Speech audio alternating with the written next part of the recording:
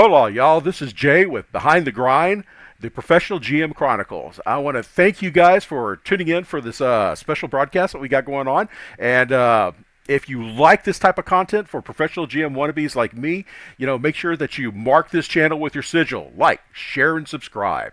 We have with us today Josh with the GM Philosopher, who is a influencer for our community.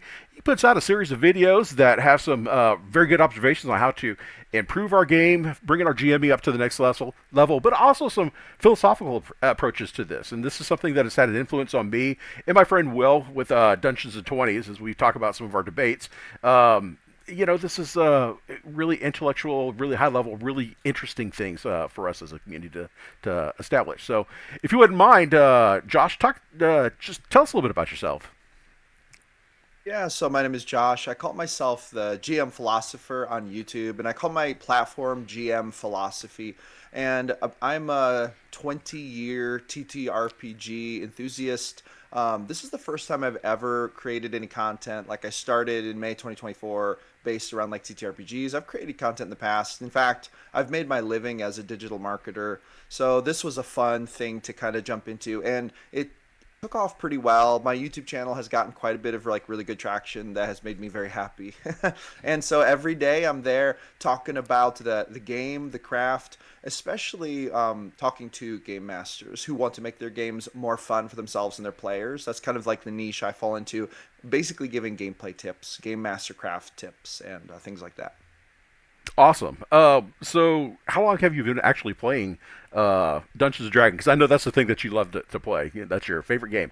How long have you been It is doing my it? favorite. And what got you involved with So it? Dungeons Yeah, so Dungeons and Dragons I've been playing for about 10, maybe 12 years. I was actually playing homebrew Star Wars and then like some other kind of homebrew fantasy things before then. And I loved the simplicity of just like jumping and homebrewing. My friends and I would get notebooks and pens of paper and dice, and we would just start role playing. Like no books, no nothing. We'd write down our stats on our notebooks. After a while, we developed our own character sheets, but then after time went on, my friends started saying, "Dude, you got to run D&D. You got to run Dungeons and Dragons. You would love it." And I was like, and my initial argument against it was always like a whole book of rules that will just clutter it all up. No, I have no interest in that. Like that's going to make it clunky. It's going to be ridiculous. I don't. I love the free formness of the homebrew, just being able to roll with it. I don't want to get bogged down by rules. But then I got invited to play D&D with one of my good friends who was running a game, and I jumped in. And the first session, I was hooked. I was like, oh my god, I see it. I see why people like this. And so I played a fighter war master in third edition, who cross classed into cleric. So it was so much fun. And after that, I was like, I got to do this, man. I got to run D&D. So then I got the third edition books, started a D&D game, and have not looked back since. With a couple exceptions, kind of delving into some slightly different systems. I did a GURPS thing for a while, but that was always sci-fi. For fantasy, it was always like D&D is the thing. So yeah, so probably about 10 to 12ish years I've been running D&D. Love it. I just updated to the 2024 system. I know that there are a lot of people who have qualms about Wizards continuing to put out new books. They say it's like a cash grab, things like this. But I still have all my third edition books. I love them. I have all my 2020, like 2014 version books. Now I'm upgrading to 2024. I'm glad they put it out. I'm happy with it. Whenever they upgrade, I'm just like, heck yeah, I'm so excited to get in and check out the new changes. So that's kind of where I'm at with it. That's awesome. Do you remember the first time that you ran a Dungeons and Dragon game, and how did it go? Yeah, so the very first time I ever ran an actual D&D game was it was like a test run where I just had all my friends over and we made character sheets. And I remember we did like this combat on a bridge, and it was just kind of to run the combat and like to test it out. And I didn't have an actual game running at the time. I was just like, okay, let's just do a one shot. Let's like test it out. And it was basically just a battle like session, like a battle one shot where they're fighting this battle on this bridge. And that was pretty much it. But after that I pretty quickly jumped right into running very long term game in the world of Greyhawk, which I have to clarify, I'm not a lore junkie, so like most of the lore was just homebrewed. I would Google this or that about Greyhawk and then just run with whatever I found, most of it wrong. But so I've been called out for that on my channel sometimes. Sometimes they'll say, "Oh, I played in Greyhawk for I played in Greyhawk for like 8 years," and then people will be like, "Well, then why did you say this? That's not right. That didn't happen in Greyhawk." And it's like I'm not a pro lore master. I'm just playing here to have fun. But anyway, yeah, yeah, that was my very first session. So, out of all the sessions you've been doing over the last 10, 12 years, what's been your most memorable campaign, and what made it stand out for you? Yeah, so I did a three-part. So pretty much the whole time I was playing um, D&D through that like 8 to 10 year period, it was focused on three long-term campaigns. Each of them took about 2 to 3 years to complete. And so but it was a trilogy that were thousands of years apart, but they all had to do with the same villain who's trying to take over the world. And it was like three different sagas to that. And that was really, really fun because the first game, it was almost like chapters of my life. And I have videos about these games on my channel. Like I tell the stories of these campaigns in like a Cliff Notes version, like 20-minute videos. But basically, it was like created this villain in my mind when I first started, like the most epic villain of all time. Tried to make him like so nasty and so powerful and so scary and all these things. And it was just like me and my friends adventuring in for the first time in a real campaign. So much craziness, so much like zany stuff. Just like that campaign was characterized by the new excitement of playing D&D. And so like we were all so serious about it. We were playing 2 nights a week, and it was just like this thing we were all into for like 2 straight years, just hardcore, and it was new and fresh. And so we played that campaign. The second campaign came, and this is kind of interesting, came at a time in my life that was very different. I had gone through a divorce by this time. My friend group had like rotated as it does when you go through big life transitions.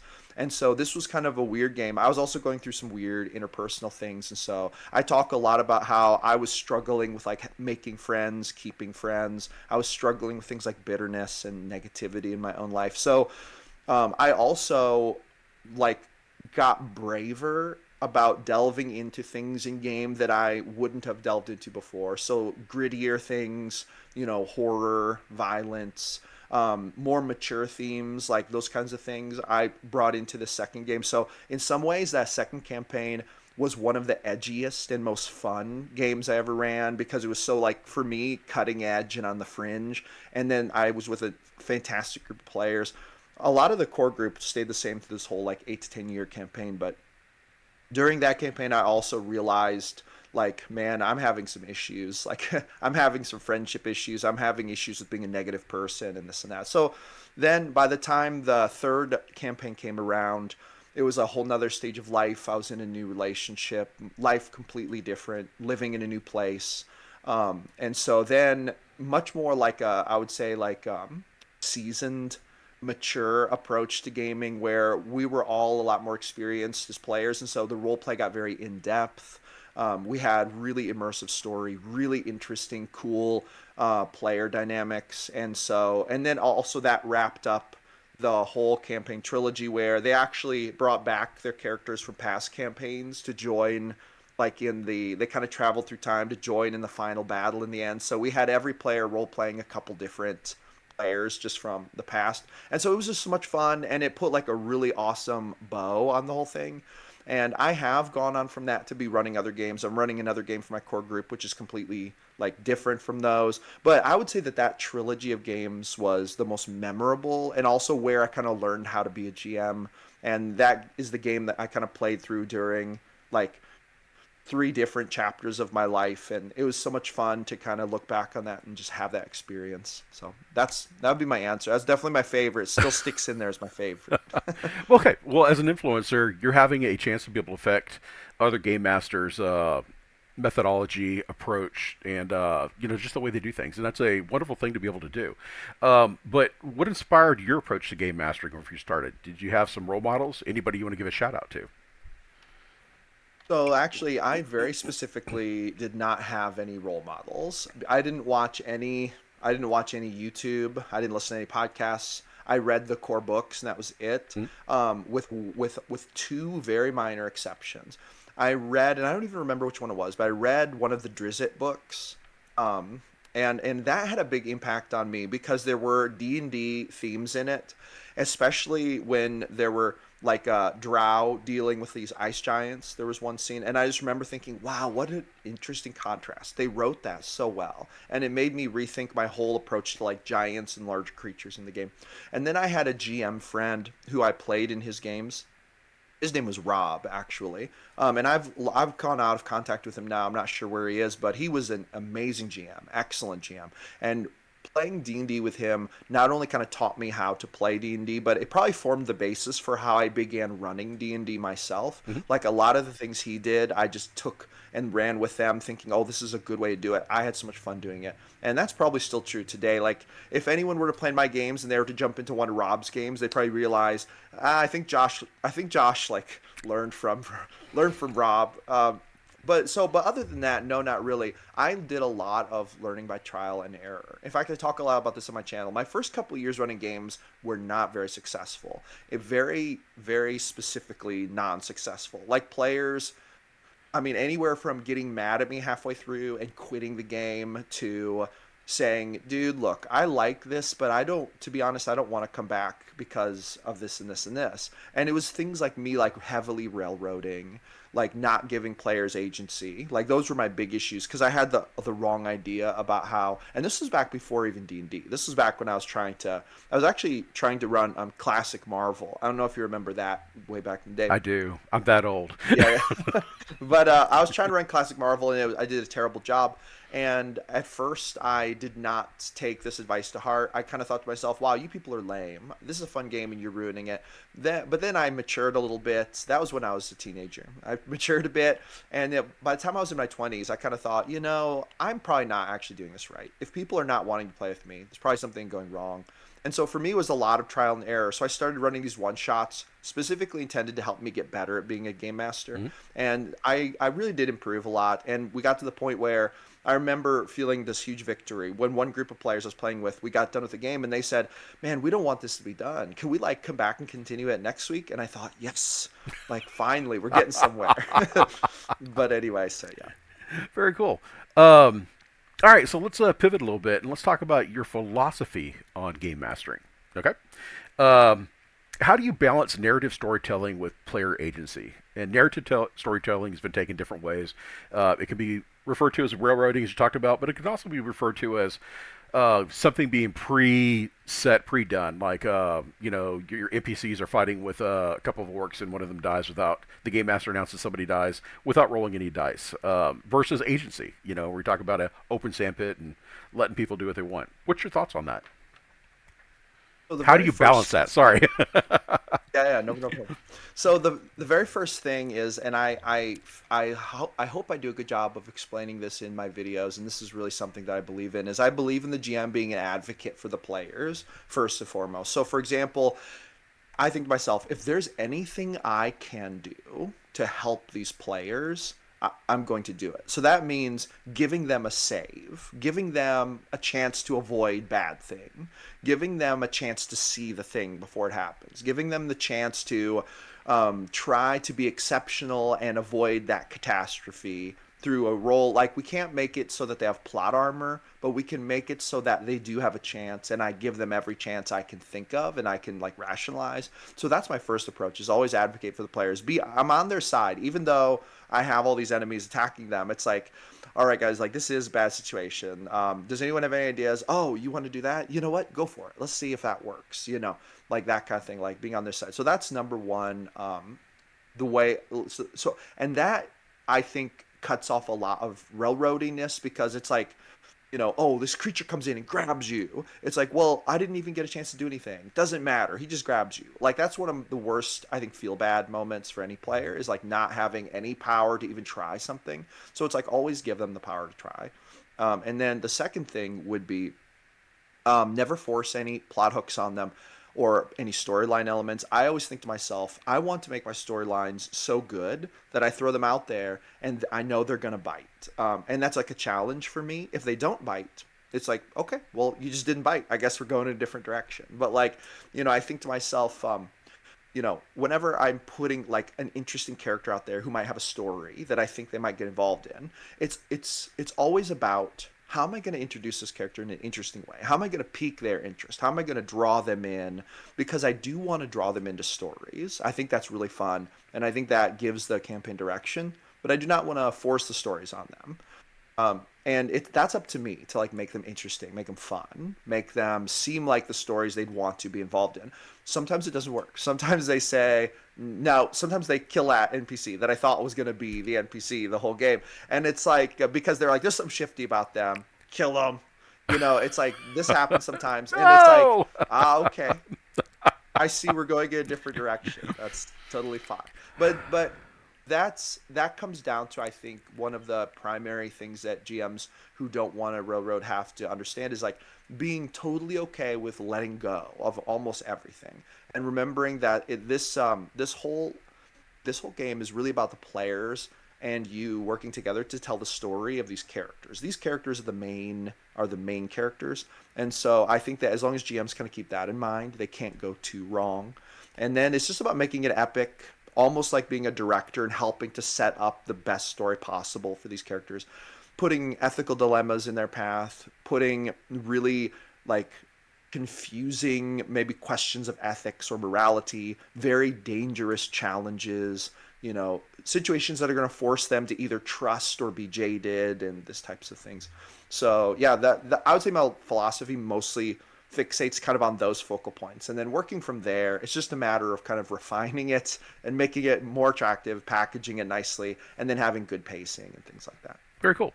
Um, do you think the game master should prioritize the story, the rules, or the player's enjoyment, and why? That's a good question, and I think that the answer is I would say players' enjoyment first. Though I do want to put a disclaimer on there. It is not 100% up to the GM to make the players have a fun time. Players have a tremendous amount of power over how much fun they have in a game, and a really good player will find a great way to run their character and have fun doing it. Even if the GM isn't like, let's say, amazing, they are still a ton of fun to be had.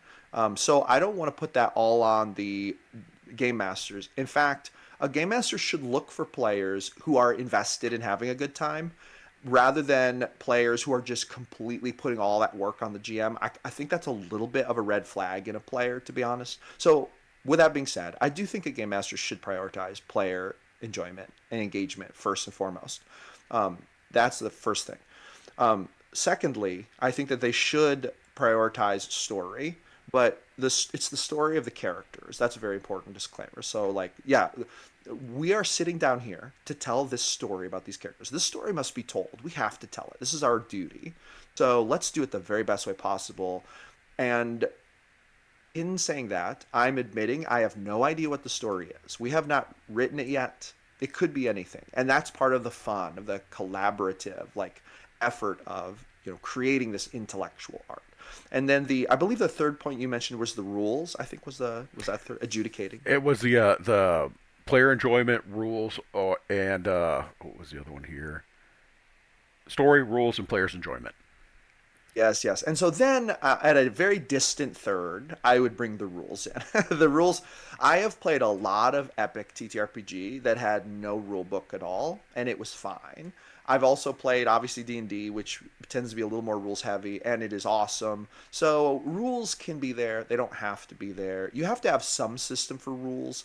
In a rules light environment, obviously you're going to have the GM making more choices about things than when the rules are there. The rules kind of help the GM in some ways to pass off a little bit of that hard work, that heavy lifting. They can kind of fall back on the rules.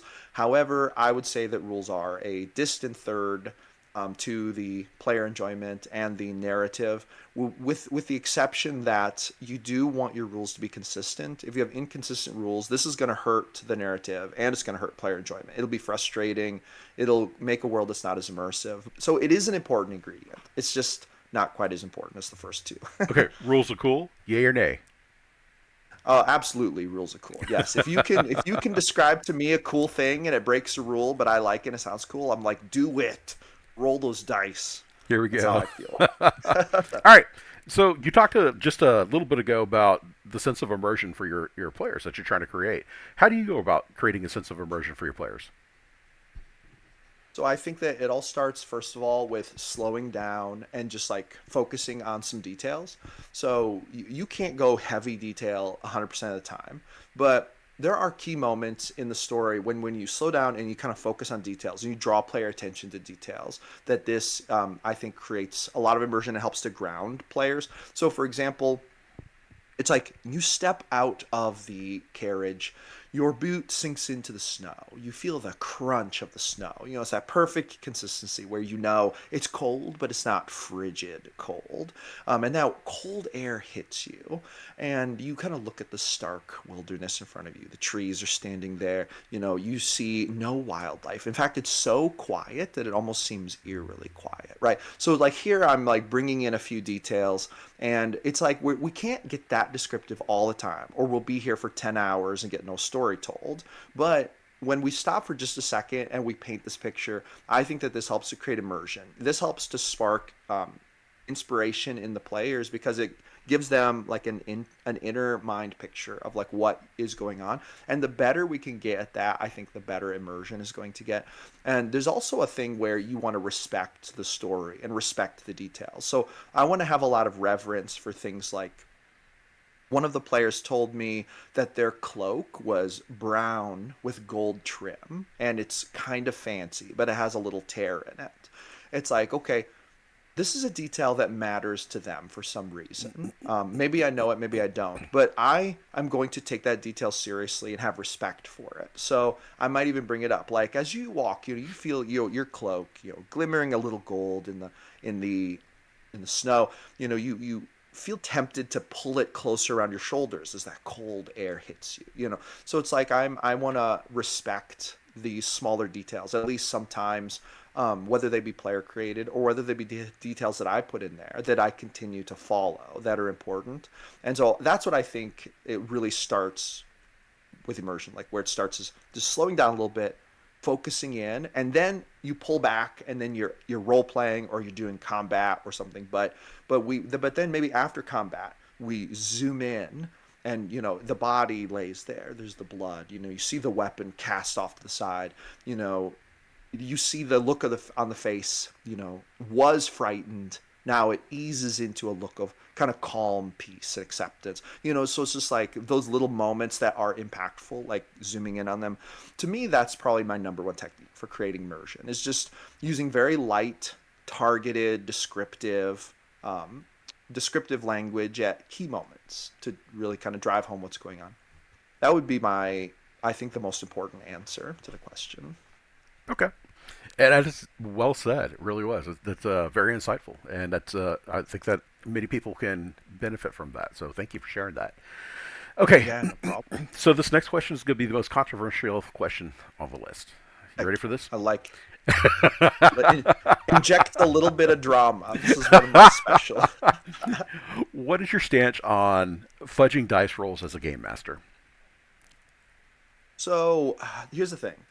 You have to be very careful because if you fudge dice rolls too much, it's almost disrespectful to your players. Um, with that being said, it's not true that I've never done it. Um, and I actually talked about this not too long ago on a live stream. One of the only situations where I ever do fudge dice is if I have a player character trying to do something that they actually like should be able to do. It would seem ridiculous that they would fail at it. It's not of massive consequence. And this is going to be a weird thing to say, but letting them fail at it would cause a lot of what I in the moment consider to be needless work that's not going to contribute meaningfully to the story. So let's say, for example, that we have a group of player characters and they're interrogating a witness. And they have him tied up and they're punching him and kicking him and threatening him with weapons. And they're like, tell us where the base is, right? So it's like, roll me an intimidation check. I already know that I know this NPC and they're gonna crumble. They're not like a tough cookie. Like this group is gonna get the answers out of them, but they roll terrible on their intimidation. They roll like maybe a 7, right? So it's like 7. And so then I kind of roll a secret roll. This guy rolls like a 12 to resist it. There might be a moment where I'll think to myself, this guy's gonna crack like I'm not going to delay the inevitable on this. And then I'll say to them, well, you know what? Surprisingly, your role was good enough. He's already been just beat the hell out of. He's not looking so great. He go ahead and, he says, oh, fine. If I tell you we let me go, we just go ahead and get there. That's really the only kind of situation where I fudge dice rolls. If it's a really important kind of like high drama moment, like, the player character is almost dead and they have one more attack on the big bad or something like that, I would never fudge that dice roll. I think it would be disrespectful to the story. There's great potential for story, whether they succeed or fail. I don't want to ruin that. So I am high key fine with letting players fail or succeed greatly, and I love following those unexpected storylines. It's only when I feel like this is only really going to stall things out. This is going to take away from the story if we don't get to the point. In fact, a lot of those situations I don't even have players roll for, just preemptively knowing there's no need for a roll here. A roll could only complicate things because we know what's probably going to happen. But anyway, there's my answer. That totally works. Okay, we're going to turn the discussion now to crafting worlds and narratives. Okay, you've talked before about homebrewing and creating your own universes and playgrounds for your players. So, how do you approach the world building in your campaign? Do you build kind of top down or bottom up? Do you basically have a map and say we're going to start here, or is it a case of you're starting this village and then you kind of expand out your universe from there? So in my case, I always start top down. I build the whole world first, at least the continent. Sometimes not the entire world. Sometimes I'll zoom into the continent. Like my current homebrew world state has 5 major continents and then 2 minor continents. Mm-hmm. But I actually did just start with one continent and then I built it out from there. But that's where I'll start, and then I'll build it, but I will not flesh it out completely. And I'll zoom into where the players are going to be playing, and I'll kind of start fleshing out where they're going to play. And then as I'm building that out, for example, it's like there's a river here. Okay, where does it go? And then I'll figure out where the river goes. And then it's like there's a road here. How far does this road go, and where does it lead? I'll figure that out. Is there a big city attached to the end of it? Okay, let's put that there. Boom. Here's where it would be. And then I'll start fleshing it out like that, just as we need to. But no, I generally leave a lot of open, empty space for the creation caused by exploration and discovery. I like to discover it as the players explore it, to be honest, as a GM. That's kind of how I like to do it. And sometimes this does mean that I will have to come up with a city name, give kind of a brief example, and in my mind, I hope they don't ask for more details. Or if they ask for more details, I will give them some details, and then they'll become canon as I give them. So hopefully they're not ridiculous. And then after the session, I'll go in and flesh out the rest of it. Be like, okay, here's what's really going on here. And yeah, that's pretty much my approach. Nice. So in your world, everything's populated with NPCs that are, running around doing their things. How do you create memorable NPCs? Do you have a process for it or any tricks to the trade? Yeah. So I classify my NPCs really as there's 2 different types of NPCs. There are NPCs that are just like passersby, Hmm? and they're like what I would call the normal folk, non-exceptional. And then there are the NPCs that are exceptional for some reason or another, and they're unique, sort of like the players. They're not as unique or as exceptional as the players, but they are, or as the player characters, but they are more so than the common folk. And I will tend to like highlight them and point them out and make it very obvious. Like, so for example, if characters walk into a tavern and it's filled with 15 people, the odds are that 95% of those people are common folk. I'll be like, yeah, you see some hobbits over here or halflings, you see there's a table of dwarves over here. They're kind of wearing armor. They look like mercenaries having a drink. You see that there are such and such here and there, but there is one individual in this room who really stands out to you. They're over in the corner. It looks like a female, and she has a hood over her cloak or over her hood or her head, and you see behind her the flicking of a tail. It seems that she has a tail. You're not sure what that means, but that's what you see, and that's very unusual for this era. You haven't seen anyone like that before. And then she kind of peers out. She kind of looks at you as you come in, and you see her eyes glowing just a little bit, a little reddish glow. So it's like, I'll draw attention to these, what I would call potentially exceptional or potentially notable NPCs in that such a manner. And then if they start to role play with them, generally they will demand a certain level of attention. So for example, they might try to rob the party, or they might have a confrontation, or this might be the NPC who tries to join the party, or this might be the NPC who starts flirting with one of the player characters, or this might be a secret agent of the big bad who's trying to infiltrate. So a lot of times there is story attached to those notable NPCs, and those are the ones I put the real effort into, trying to make them stand out and be interesting. It's almost like the rest of them are almost kind of like in black and white, and then there's this colored NPC who is vibrant and full of life, and then I try to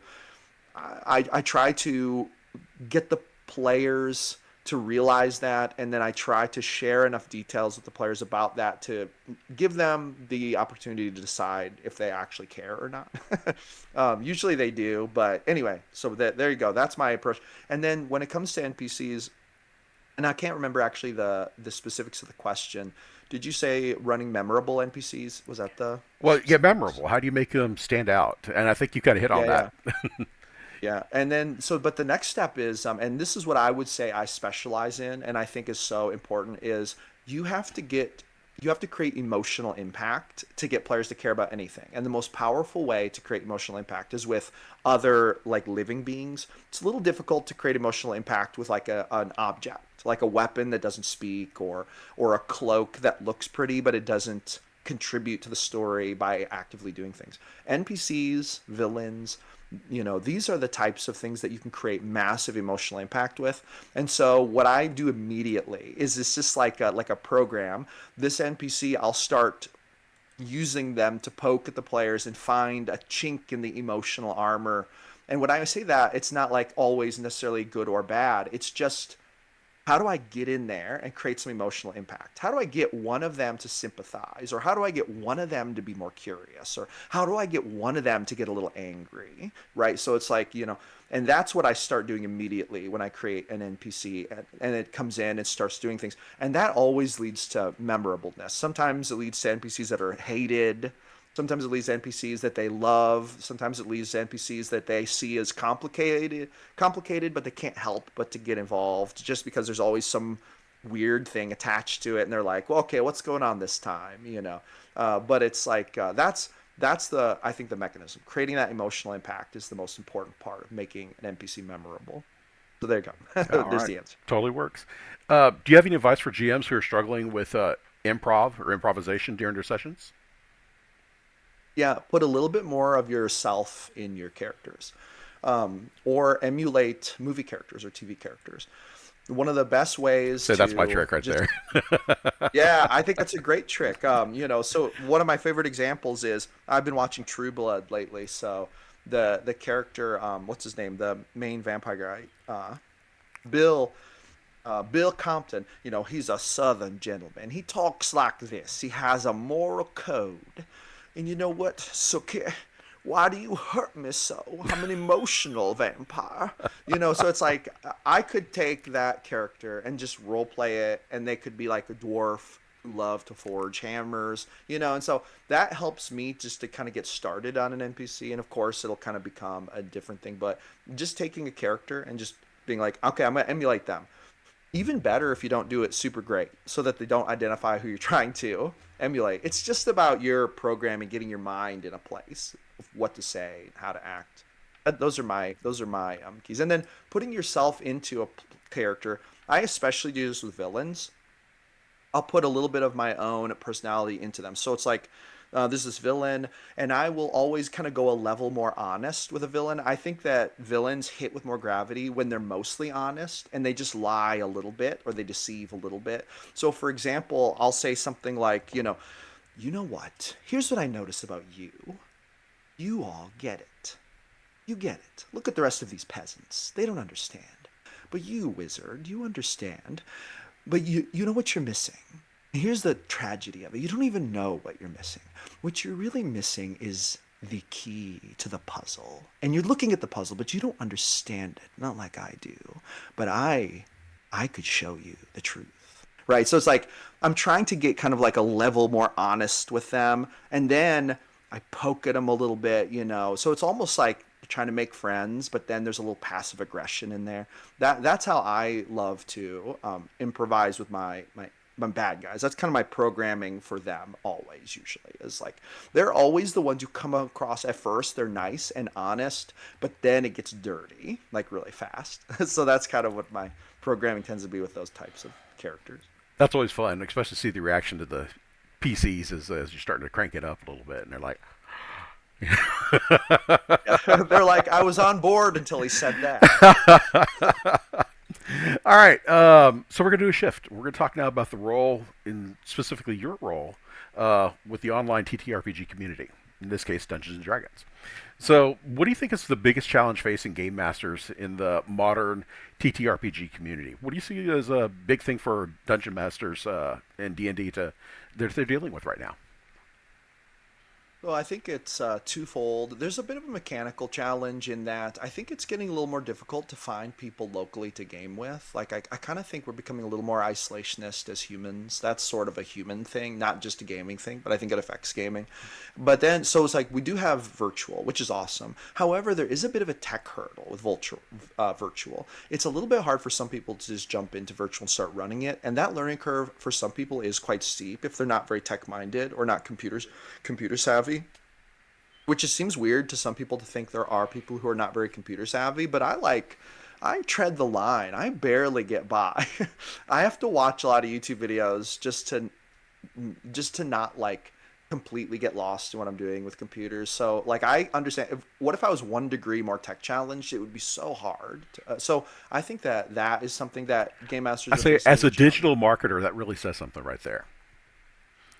Well, yeah, I have limped by the computer part of it my whole career. I'm sorry, I didn't mean to break your flow there. You're talking about No, no, you're fine. your challenges. But yeah, so there is another challenge, and I think that what it is for some reason, and it kind of goes with the isolationist thing. I really believe that we have a generation of younger GMs who are way more introverted and shy, and they're not so outgoing and boisterous. I really feel like, um, especially taking into account things like COVID, like where we got used to going to classes on virtual space, and we missed out on a lot of that like actual old school human interaction that like I got when I was like a kid.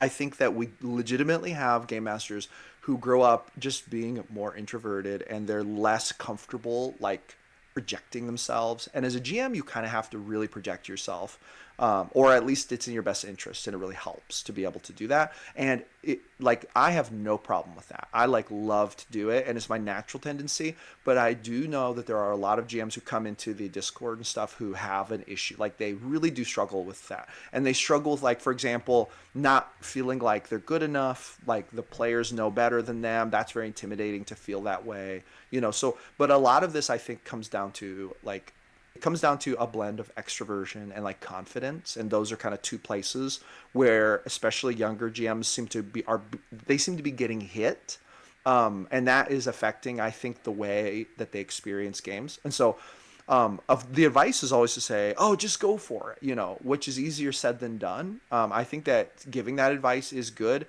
but when you are that person who's very shy and quiet, it's harder to take that advice than people would think. So I think that that is also, and I really do believe that's a human thing. I think that we're moving in that direction, kind of a lot partly due to how we spend so much time online now. I think that that plays a part. So I think that those are the two big challenges, the two big core challenges facing game masters right now. Okay. This next question, I really debated as to whether to bring it up. Not that it's any kind of controversial or whatnot, but I'm going to go ahead and go with it just because I think it is applicable. But how does the rise of actual play content and streaming impacted the way you approach game mastering? Keeping in mind that you are a part of the actual streaming and content that are out there. Yeah, so I think that I have become way more aware of like different game master styles, tips, techniques. I can't say that I've been anything but positively impacted by it. I feel like consuming D&D content, like some of it you consume and you're like, okay, whatever. But some of it you think, wow, that was really good advice actually. I'm going to use that advice. Or you watch some gameplay and it's like, that was so funny, or that was so cool. That's a really cool way that they did that. I'm going to do that. I'm going to incorporate that. So I just think that it has been super super good for the hobby. I love to see it. I think that YouTube creators making D&D content is awesome, and I think that it helps game masters learn and see. Like if I would have watched D&D YouTube back when I was first starting, I would have certainly had a better time faster than I ended up having, just based on my own sheer trial and error efforts. So yeah, and as a person in that space, I try to make it a better place. I really try to focus on being positive, helpful, encouraging. I think that this is one thing that's kind of missing on YouTube in general, is a positive note. I think there are a lot of people who focus on the negative and they almost get like judgmental, and they kind of like say things like, wow, this GM did this and it was terrible. What a terrible GM. And that's like kind of harsh language. It's like, don't be terrible like them. Like I kind of would rather approach it from an area of like, so here's something that happened, did not go well. Players obviously didn't like it. Let's think about like why they wouldn't like that. Let's break this down so that we can like learn from this, learn from whatever this was, this mistake, so that we can run funner games. Let's have more fun at our games. Let's make our games more fun for everybody. So I do try to, you know, contribute to the positive space with the tips, but also just with the mindset and trying to help these newer game masters who maybe are a little intimidated by it, because it is a little intimidating for a new game master. But Okay. anyway, shebang.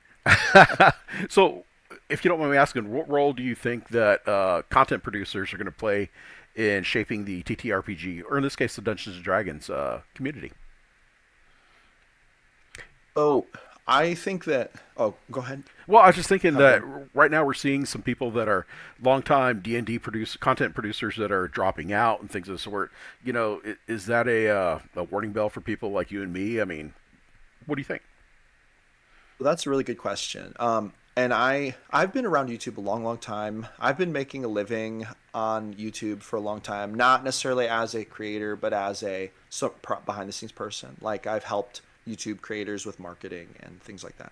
Um, so I've seen many different chapters on YouTube, and in some ways, what we're seeing in the D&D YouTube space is happening in every space, but obviously it's getting our attention because that's the YouTube we love. It's D&D YouTube, TTRPG YouTube. So I do think that creators are running into a few very legitimate problems and like new challenges. For one, we have like saturation. Like there are many more creators than ever. There's more competition than ever. This is true in every niche really, but is also true in the D&D and TTRPG niche, which means that we have to find a way to stand out more. We have to find a way to make our channels more marketable. We have to find a way to make our channels more appealing. And I notice that there's a lot of people who say things like, "Oh, the algorithm's out to get me," or "The algorithm just doesn't like me." But the whole thing about that, and when I hear those kinds of things, I kind of think that's very unfortunate. I don't think that person understands the way the algorithm works. What's really going on is YouTube tries their very best to serve people the content they want to see on YouTube successfully, because YouTube's whole shtick is that they want you to stay on platform and watch ads. That's their whole business model. So the longer you stay and the more video you watch, the more ads get shown to you. And that's how they make their money, and that's why YouTube is YouTube. And so it's like, okay, so if my content gets attention, keeps attention, YouTube will promote it, because if it has a track record of doing that, then and they can correlate that with people's other interests, they're probably going to show my video to those people. So it's like, okay, so how do I get in there? Well, making great content, which is more challenging than ever, because in a way expectations are very high, and also there's lots of competition. So it's much different than it was like 10 years ago. A lot of these YouTubers who are now getting frustrated, looks like dropping out of it, they started back at a different time of YouTube. It was much less saturated back then, and it was in some ways easier. Not, it wasn't easy, but in some ways it was a little easier. Um, with that being said, it's also true that YouTube is growing and more people are using YouTube. So there's also more viewers. It's just hard to see that translated in real time. Sometimes, like for the creators creating videos like every day or every week.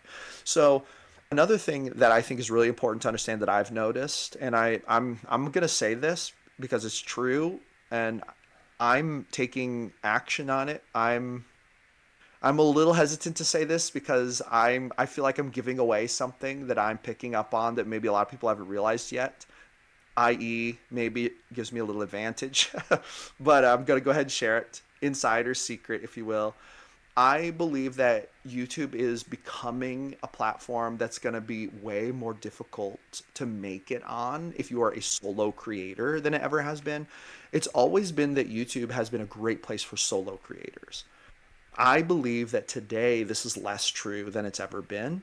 And that this is not a criticism. It's just a lot of work. The level of quality you need to achieve now is a lot of work that requires very diverse like number of skill sets. Hmm.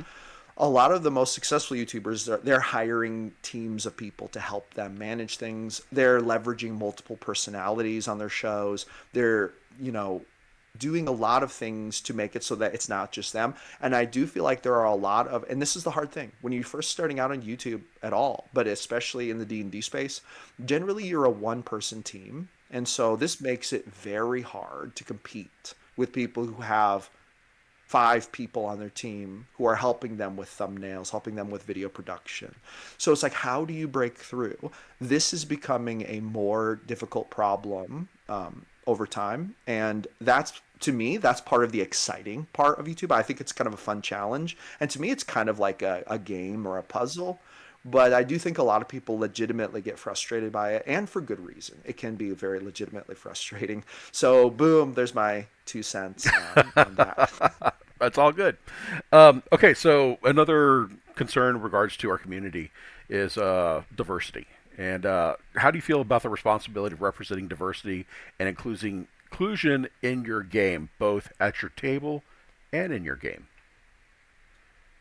So that's a really good question, and that's actually maybe a controversial question because Kind of is.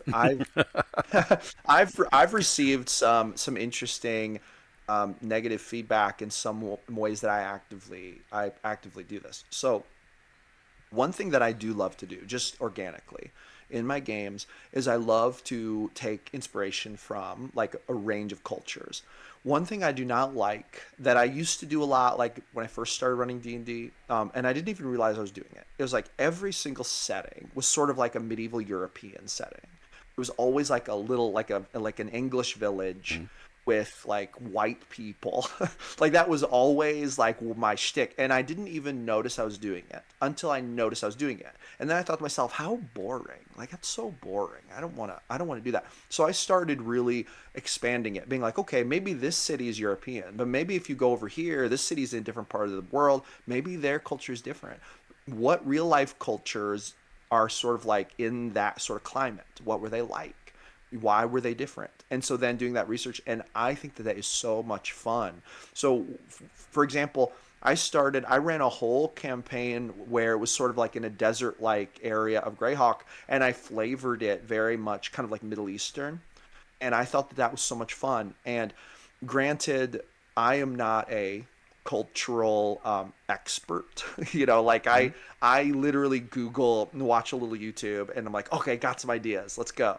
So and also these are fantasy cultures. They're not like real cultures, but I do like to flavor them everywhere from the everyday dress to the background music I'm playing to the style of the architecture.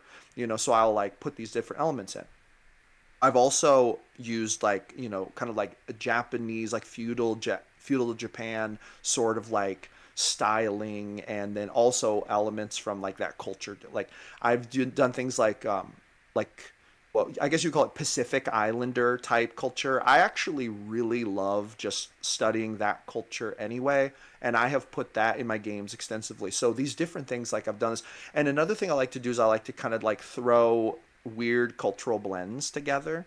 Like this not too long ago, I had this village where I described their structures as they're sort of like teepees, but they were kind of covered with mud, and they were sort of like mud built. So it was sort of like going from like the way African tribes would build their mud houses, combining it with Native Americans erecting teepees, and so make this kind of mishmash of like a kind of a just a, and they were like a fishing village, and they were just people who fished and it did their thing. But like I shared about that online, and some people got kind of upset about it. They were like, "Wow, well, you're just yanking stuff randomly, basically appropriating it for your game, putting it in there, and it doesn't even make sense." And so it's like, okay, I hear what you're saying, but I reject that and I disagree. I think that pulling from other cultures is really fun. I would hope that game masters in other cultures pull from my culture for fun inspiration for their games. And then I feel the same way.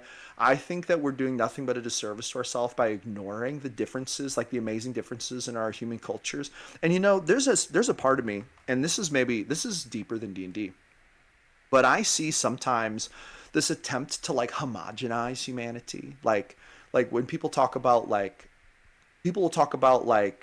westernizing different places, like, and I think this is one of the biggest shameful things. Like, I think African culture is actually fascinating. I don't know a ton about it, but I like reading about it and watching travel documentary YouTube about it. And then when I like anytime I see someone saying like, oh, they should like live more like Westerners, or they should build this type of housing, or oh, they should switch to wearing this type of clothes, or anything like that, becoming more modern, blah blah blah. It's like there's a part of me that is very saddened. It's like I don't want that culture to be lost. Like all that unique culture that has made their way of life different than mine. I think it would be a huge shame for one not to learn about it and be like aware of it, but number two, it'd be a shame for it to go away, to disappear, and for all of us to basically live like 21st century Americans in a westernized city. Like that would be very boring to me. That'd be super boring. Now in games, running games, as far as like diversity goes, I can't say that I've ever placed a massive emphasis on trying to like diversify my group. It's more like, let me find 5 to 8 really awesome players. I don't really care who or what they are, as long as they come in and play. Like, I would say that I have found that a more diverse group does make for a funner game, and I do enjoy that. I think it's always fun when someone comes into my games who either comes from a different background than me, or they have like a different worldview than me. This is especially true with like religion versus like non-theism, or even something like this is very basic, but even like at D&D kind of being dominated by men mostly, having girls in your game, this enriches the game greatly. So it's just like, those are very simple things, but I guess that's my approach to that, Have you is had just any like, issues in regards to opposition to a girl playing or a gay person playing or something of the sort? so no, I've never ever had an experience like that. I've never had like a sexist or racist like situation at my table. I have had the only situations I've had where I have had players who were just goobers, like they were just like, they just like behaved badly with the rest of the players, and then the rest of the players would kind of like maybe gang up on them or be out to get them. And so that was like a conflict, but it was always Ooh. about the way they role played. It was never about like their race or their sex or whether or not they were gay. It never seemed to have anything to do with those things. So no, I guess I've never. But then again, I also don't tend to really hang out or be friends with people, I guess, who are sexist or racist. That's probably a byproduct of that too. So like, I think that if that is all the people and then you try to build a game group from those people, you're probably going to have the issue. Got I it. think that's probably, All right. yeah. All right. So the last question. Um, what's your vision to the future of tabletop RPGs, and how do you see yourself contributing to that evolution? So I see the future of D&D going in two different Okay. directions, and I like both of them. I think virtual. I think there's a lot of room for virtual spaces to get really, really awesome. In fact, I could kind of foresee it almost becoming sort of like more video game like, in that you have like monsters who actually attack your characters, and your characters are actually like shooting the bows, or almost like World of Warcraft, but actually built for TTRPGs. I think that would kind of be a fun direction to go in, like more 3D and like immersive. And it's almost like, as the GM, it's almost like you're building video game encounters, but then there's the role play element put in. Like you can pause it and do the role play element, and then that's built in. I kind of think that's going to be cool. I really think that's going to go in a specific direction like that. And I also think, and this is what I'm very excited for, I think we're also going to see more people caring about things like traditional theater of the mind, very low def D&D, where it's literally like we're going to put all our devices aside. We're going to play with paper character sheets. We're going to sit down at a table. We're going to play a completely analog game of D&D. And personally, that excites me very much. Like, I love the purist approach of like an analog game. You have your character sheet, you have your paper books. We put our phones away for the night, you know. So I kind of think those things are going to become. I think that's going to become more special as we do more virtual tabletop stuff. And I think virtual is awesome. I'm no like I'm not trying to bash it. I do think it's going to be kind of interesting and fun to see how it develops. I'm not a tech person. That's not my business. Someone please though work on that. I think it'd be so cool. I would buy it. So that would be a fun thing. So boom, there's my answer to that. That works with that. Listen, that's all the questions I've got at this point. But if you wouldn't mind, just take a couple minutes and talk to me about some of your projects you got going on. Maybe some things you want to promote. So what's going on with Josh? Yeah, so I've got the YouTube channel, GM Philosophy. We're actually starting to put new personalities on the channel too. So I do like a morning show every morning at 6 a.m. And then I do an afternoon coffee break live every weekday at 1 p.m. With that being said, I have started bringing on new personalities. We have the Rogue Lady doing Stealing the Spotlight every Friday at 5 p.m. She's releasing a video. We also have a new gentleman, and I'm not going to share too many details because we have to make the specifics final, but he's going to be starting a segment earlier in the week at 5 p.m. Basically, our goal is to fill up those 5 p.m. slots with like new personalities on the channel. So GM Philosophy is going to become less just GM Philosopher and more GM Philosopher and Friends. So it's like almost like I envision it being a network of creators making cool stuff. So that's a cool thing. We have our Discord channel, which is really awesome and growing. We just hit 400 members. That's really, really cool. So that's basically all game masters just getting in there. We run contests in there. Content creation contests. We also have like projects for the GM Philosophy community going on in there. We have the GM Philosophy Community Publishing Project, which is where we're getting together as a community and we're writing books that we're going to then publish on the GM Philosophy channel. And then they're actually going to pay the creators who contributed to them, which I think is really, really cool. I kind of have a passion for book publishing, and I also have a passion for seeing the community create awesome stuff and then actually seeing them reap some kind of like benefit for that. So that's a really fun thing that we have going on in there. We also have a top secret project where we're developing I was saying. our own, where we're developing a whole brand new open source tabletop RPG system that any creators could build supplements for with no so it's gonna be like royalty free, all open source. So we're hoping that once that gets going, maybe it could be a thing that because I'm a little miffed by all of this like royalty nonsense. You have to be so careful creating supplements for a lot of systems. Hint hint, Wizards of the Coast. I love Wizards of the Coast, but there's so much going on in there where creators are afraid to make things because they're afraid of like copyright infringement. And I just think to myself, okay, we're going to create something that literally does not have that element to it. And so it's just going to be all open source. We're calling it the Secret Project right now, but it's very early in development. So that's like a project we have going on in the Discord right now. And then let me think what else is going on. And I'm going to start live streaming my new game on Tuesdays, 7 to 10 p.m. CST on my YouTube channel. It's going to be awesome. We've got 5 awesome players, and we just had session 0 last night. So this coming Tuesday, we are ready to rumble. It's going to be the Barren Lands, a very Arctic wilderness survival grinder where people are going to come in and they're going to have to scavenge, craft, basically try to survive in the frigid Arctic wilderness with no tools or equipment to start out with. So it's going to be very, very fun. And there's a mystery. They like get teleported there. So it's like, why are they there? And what are they doing? This is part of the mystery. Anyway, so Yeah, those are, I think, all of my big projects going on. Well, listen, and this is for the audience members also. We'll make sure we include a link to all the things that Josh wants you guys to have access to be able to be included, to be able to tune in and check things out. So, Josh, I want to thank you so much for taking time to visit with us today. And this has been an excellent interview. I've enjoyed this very much. So, Thank you. I had a lot of fun. Thank you for having me. all right, guys. As always, and stuff. Make sure that you share your signal with this and bless it with your like, share, and subscribe. Let's get the word out there. And we also encourage communication. So if you got questions for Josh, the GM philosopher, put it down there in the comments, and he'll be checking in and interacting as will I. We're always looking for ideas for not only just questions about the interviews and whatnot, but people to talk to. Is there other questions that you want to see addressed? What are some people that are some different things, concepts, ideas, and stuff like that you think might contribute? Especially as we all try to up our game on being game masters. So, guys, again, thank you so much. And again, Josh, thank you. I can't say that enough.